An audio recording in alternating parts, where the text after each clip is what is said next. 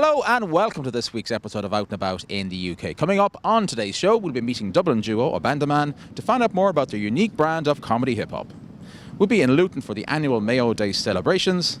We'll also be at the official opening of the new O'Donovan waste recycling facilities in Alperton. But first, I've come along here to the St Paul's Church Centre in Hammersmith for one of the lectures in a series to commemorate the 1916 Easter Rising. We've got a commemorative 1916 lecture series. We started 2 weeks ago with the Ambassador Dan Mulhall.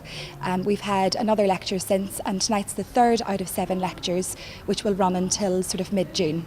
Colette, you're the general manager of the Irish Cultural Centre, and it's under redevelopment at the moment. How are the plans coming along? Yes, we are planning to move into the new centre the first week of July this year.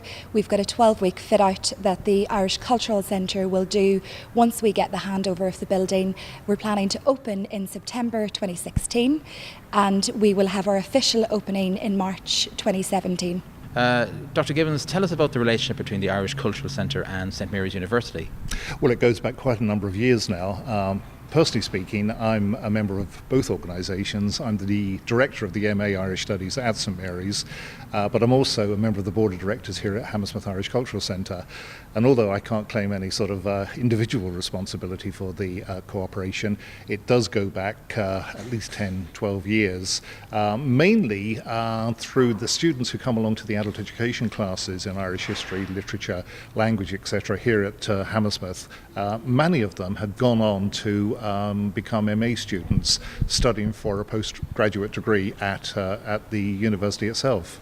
Tonight's lecture is really based around my grandfather, Patrick Rankin, and Patrick Rankin is known as, by some people, the only man from Newry to take part in the 1916 Rising.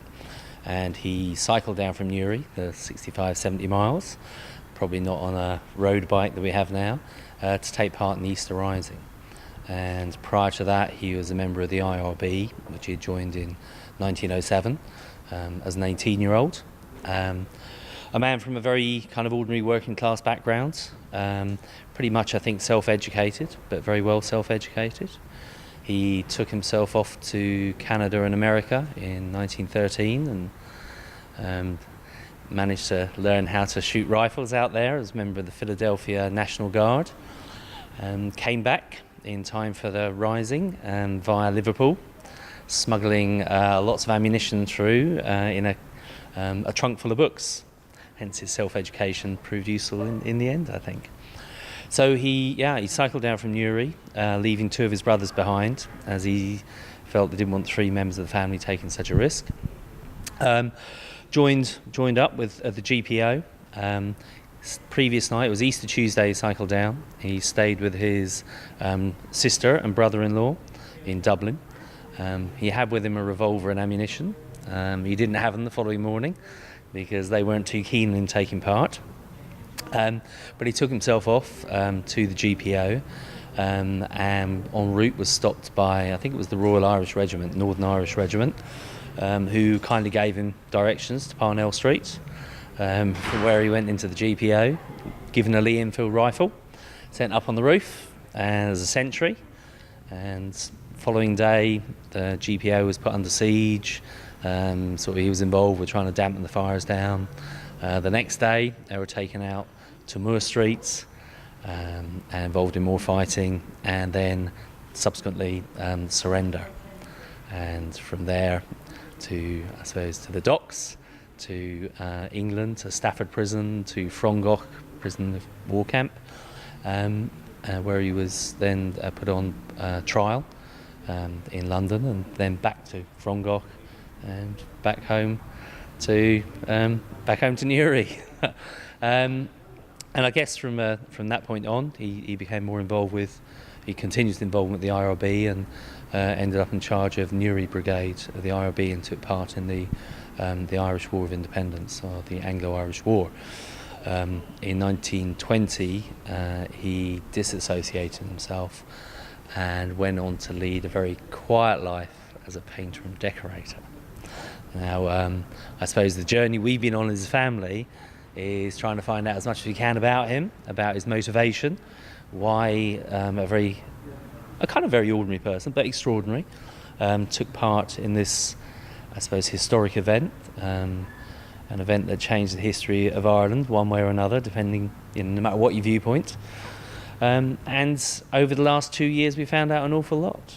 We started knowing very little, and through numerous cousins delving into archives in their lofts and things, we've come up with diaries, journal articles, medals, stopwatches, commemorative articles from here, there and everywhere, the letters between him and Michael Collins in the military archives in Dublin.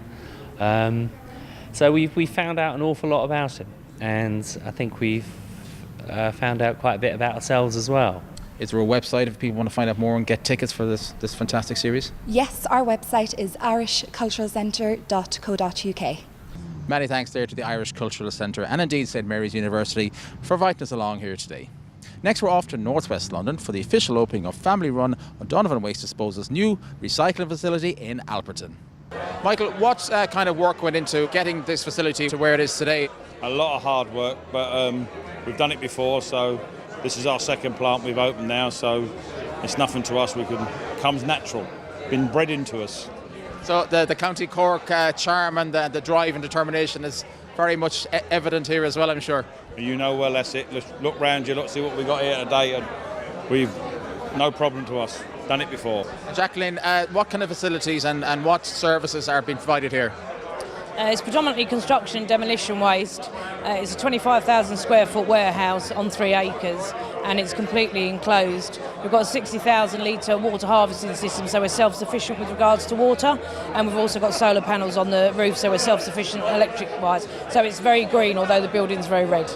And you're with the City of London, and how do you find working with O'Donovans? I'm sure they're a great company to work with. Yeah, great company to work with, very flexible. You just pick up the phone or send them an email and they work with us straight away. They've just done the London Marathon for us with Cayley Pliant as well, with their road sweepers, which is the other side of their business as well. They support us in the Guildhall on Exchanging Places, which is the vehicle safety initiative, and it's great to see that they're buying into paying more money. They have to pay a premium for it, but they're buying the low entry vehicles as well. So to work with them, they're great, and it's great to know from the City of London's perspective that we're actually working with companies that are reputable and endorse the health and safety initiative that we expect and the high standards. As a director of the Irish Cultural Centre in Hammersmith, to see the Irish community thriving in London is absolutely fantastic. But when you see a family who come from your own village in Ireland, the small little village of Goleen down in deepest West Cork, and to see what enormous progress they've made, given how they started, is a matter of immense pride. I sit on the board of the City of London with the TfL and the Fours and the Clocks initiative, and it's great to see how things have transpired from years ago when vehicle safety and everything weren't taken into consideration, and now a company like O'Donovan's really pushing this initiative forward. I think it's great, and I think this new depot shows what commitment they've got to the industry, and I think it's a great testimony to Irish people in London as well, basically doing all this business, and I think their father would be very proud of the transition, how they've brought the company into the next century. We've done a lot of safety things. We've got obviously all these side guards, side sensors, forward-facing cameras, rear cameras, side cameras. It's a lot of safety put in all the vehicles now. Any vehicle we order now, we order with a top fleet of kit on it, so that when the driver goes out on his daily work, he can come back safely and go to work properly. Well, I'm delighted to be here for this opening of this waste recycling facility, because the company O'Donovan Waste are a company that has its roots in Ireland, and the story of the O'Donovan family is really the story of the Irish community in Britain. The father and mother, Joe and Kathleen, who came from West Cork to England in the 50s with nothing, and they built up this extraordinary company, and it shows that the Irish at that time and now as well have that determination and the will to succeed, and this turned this family from a family that came over with nothing to a family that now has a very advanced facility here. It's a major company in London in the waste management business, and it's all credit to them and to the tradition from which they come. And the other thing I really like is the fact that this family still maintains its Irish identity into the second and third generation. That's a very positive thing. Ireland and Irish people are known throughout the world for hard work and dedication, which is why we have such a good name, not just in London and England, but across the world, because we always put our shoulder to the wheel and we don't take no for an answer, but we also contribute enormously to the communities where we work, and that's exactly what the O'Donovans and the Sheehan's have done. Sarah, it's great to see Irish companies thriving here in London. Yeah, absolutely. It's great to see today the launch of this, and O'Donovans are always doing so much for the community here in London. Indeed, they do a lot of great work, and a lot of great work for charities as well. Yeah, absolutely, and we get the opportunity, being a community paper, to work with companies like this and work with charities and help support them in all the good work that they're doing. And Jacqueline, tell us a bit more about the overall services that the whole company provides. The overall set, we service the construction and demolition industry predominantly, and also householders, but it ranges from skips to grabs to roll-ons to demolition to plant hire, so the whole package. So we deliver the full range of services. If viewers want to find out more, is there a website and contact details they can log on for? Yeah, they can go on to www.o'donovan.co.uk. Well, it really is great to see Irish family-run businesses thriving and expanding here in London. We're going to take a break right now, but do come back just for the second half of the show.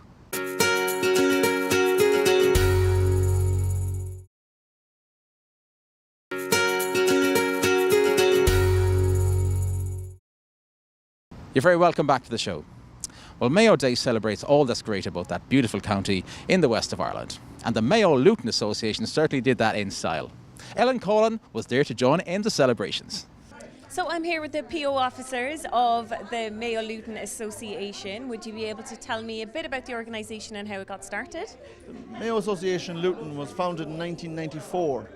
It was for like-minded Mayo people that were in the community at the time. They moved from Ireland. So all members are from a Mayo background or of Mayo descent. So, and every year they raise a lot of money for charity, and that's the main goal, is to intermingle the Mayo and the Irish people in the community and to raise funds for charity. So there must be a lot of organisation involved in it? There's quite a bit. We were very lucky because we're in the construction industry. Myself and Brian and Damien, the other joint PRO officer, we're well known in it. We've hounded a lot of support from Mayo and other counties members that's also in it. And it's been hard work, and we've got a lot of people in the committee as well that's helped us right through tonight as well. So Jim, tell me a bit about your involvement today. Well, I've been invited along here as MC this evening to be sort of master of ceremonies, as it were, to hold the whole thing together. We've got the Martin Ruddy Band. Martin is a Mayo lad. We've got the Good, the Bad and the Ginger, who are a great band from mainly North London, but full of Irish roots and good Celtic music. Also local cultists, players from the Leagrave branch, and also some Irish dancers, the Conway Lally School of Irish Dance, who they're just full of award-winning musicians and dancers, so looking forward to that very much. And I'm just holding the whole thing together in the middle. As and when we get a break, we'll be playing a bit of music and keeping everybody informed of what's happening for the rest of the evening. Hello guys, so ye are one of the main sponsors of the event today. Can you tell us what it's all about being involved in Mayo Day? Well, been in Luton since I was 14, and having lived amongst the Irish in Luton all them years, it's certainly home from me, and I have progressed being part of the Irish community, and the Mayo Association came along, and I was delighted to be an enthusiastic supporter. So what part of Ireland did you come from? I come from Donegal myself, and my family were all born here, and my son Edward is here with me tonight, and he's the guy that's walking in my footsteps from now on. So you're taking over the business? That's right, yeah. I've been there now about 6 years. So yeah, it's going good, and we like to support Martin Maloney and the Mayo Association. So Tom, can you tell me a bit about your involvement with the organisation here? Yeah, I'm chairman of Mary's here called the Housing Association, which is benefiting from tonight's do. Without people like the Mayo Association, because of the government cuts what have been imposed on us, we couldn't survive. We're a charity what houses 16 to 25-year-olds what have fallen out with their parents, basically. And it's we're very lucky that we've got a lot of organisations like the Mayo Association in Luton who actually support us so we can rehouse the young people that need rehousing. So if people were trying to get in contact with the Mayo Luton Association, how would they get in contact with you? Mayo Luton Association have a website which is mayoassociationluton.co.uk, and we're also on Facebook at Mayo Luton and on Twitter at Mayo Luton. So this year we've made a big push with our social media, and we've developed a website and gone the whole way with LinkedIn, Twitter and Facebook. Well, that really looked like a lot of fun, and it's great to see so many members of the Irish community come out in such huge numbers. Many thanks there to Martin Maloney and all the Mayo gang. Next, we're off to meet musical duo Abandoman, who have mixed hip-hop and comedy to critical acclaim. You know that we be vibing some, we rhyming number 191. Tonight, kids, you know that we be oh so delighted to try this. We up on TV just with the Irish. First word we got, step into the scene. A-team. Yep, you're right, now we got Ian over there, you know it's like easy. Traveling to Ireland with the EAT, A-team means a B-A. Hey, we doing this, you know that I'm a fan until I see that this'll be my captain, man. This'll be my Hannibal. Rah, we doing this, we rap until the words stop and then we go crazy like us Murdoch. Word, what we need to do, back in the place, we go in A. Guys, thank you so much for joining us. We're here at the Udderbelly Festival here on the South Bank, ahead of one of your performances. You must be delighted to be here.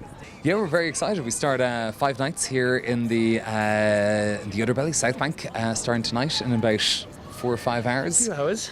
So yeah, it's all kind of getting heads ready. The show's a freestyle hip-hop show, so it involves us kind of warming up for a long time, freestyling, trying to make sure they're able to do what we're meant to do.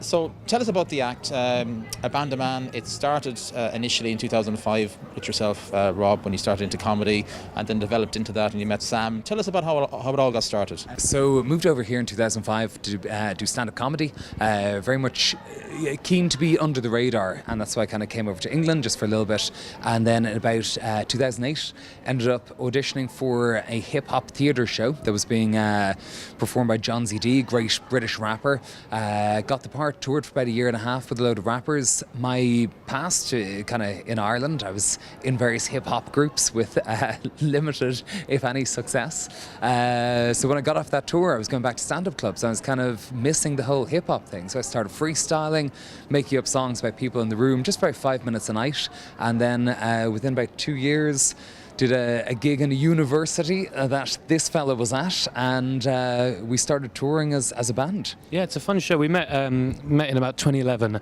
I'd never seen the act before, not heard of it, and the idea of musical comedy didn't quite tickle me in the way that it probably should have done now. So expectations were interesting, but the show blew my mind. It was kind of the way that the show was very immediate, that music and the kind of hip-hop and the comedy were fused in a way that was so sharp compared to some of the concerts I was used to do. It was great fun, so yeah, we've really enjoyed that. Rob, talk us through the concept of comedy, hip-hop and freestyling. The whole idea is the show is built around the people that we meet. So we ask people their kind of hopes, their dreams, their loves, their exciting moments in their lives, ridiculous moments in their lives, and all those go on to fuel literally every song in the show. So the joy of the whole thing is that if somebody comes to the show, they get involved, they will get songs written about them. That's what we do, and that's what we love. It's also very refreshing for us having a different show every night. Kind of keeps us on our toes.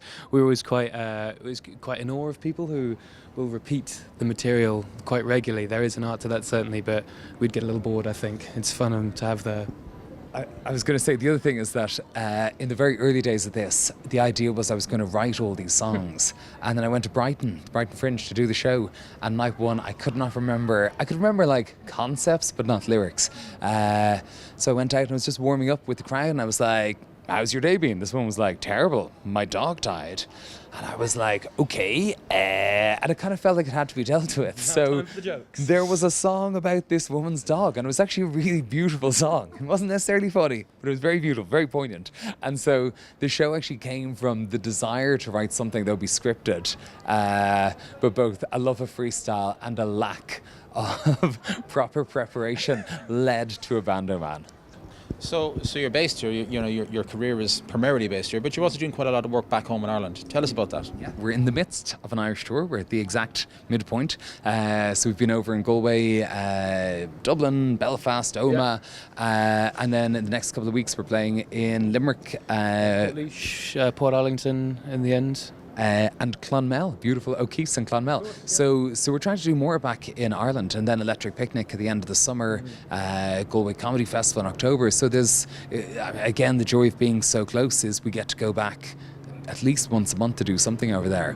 So the Irish tour is in full swing. The British London tour, tell us about that. We're pretty much gigging. I think we've got maybe 7 or 8 nights off between now and mid-September. So we're gigging all over London, working up a new show for the Edinburgh Fringe Festival. So then all over London for July, Edinburgh for all of August, and then off to a couple more festivals in early September. So it's all, the new show is a fictional biopic. Everyone in the crowd becomes people from our lives, managers, rivals, lovers, all these kind of things, and it's set in the 90s and features Louis Walsh and Puff Daddy and a few other characters. They were thrilled to be involved. It's a really big break for those dudes. It's a very silly show. So the whole show is improvised. The idea is that this was the life we lived as very famous rappers in Ireland. So if people want to find out more, what's the website they can log on to? They can go to irishrappers.com or abandoman.com. Either one. irishrappers.com tends to be easier for people to spell. Let's go. Let's just drop it to the mic. Liverpool. Yeah, man, you know that we excited to doing this, fam. We keep it real. I used to be Trafford, but you were Anfield. Hey, we doing this, yep, in the zone. Liverpool, like you will never walk alone. Oh, we doing this, yep, we in the vibe. Let's kick this with word number 5. Magnum. Yeah, tonight, man, listen like blatantly. My man is saying never running with the HB. We be doing this, we kick it like the rap jam. Make it ice cold like the Magnum. That's them stuff. We said it, man, we're gonna thrill ya. Bring a little chocolate and we mix it with vanilla. Never life stressed, yo. We all about the Magnum. The posh dude's version of Cornettos. Yes, yo. Last one we make up this. Ian, give it to this when we be hitting it with 6. iPhone. Yeah, man, mine like a cyclone. I know, my man's like, hi, bro, he's got the iPhone. Yeah, we doing this tonight, it should be, boss. You know that you could text my friend up on a Steve Jobs. Yeah, doing this, you know that the vibe's rad. We upgrade the iPhone bigger, iPad. Yeah, we doing this, yeah, we keep a mad trail. Now we take it back to the beginning like an Apple. People in the place, setting the scene. Third dude in the team by the name of ladies and gentlemen, the vibe be free. Make some noise on my people on Irish TV. Yeah, there it is. Well, we really had a great afternoon there with Rob and Sam from Abandoman, and many thanks to them for taking the time out of their busy schedule to speak to us. If you'd like to contact the show, send an email to ian@irishtv.ie. You can also find us on Facebook and on Twitter. Unfortunately, that's all the time we have right now, but you come back to us next week when we'll be out and about in the UK.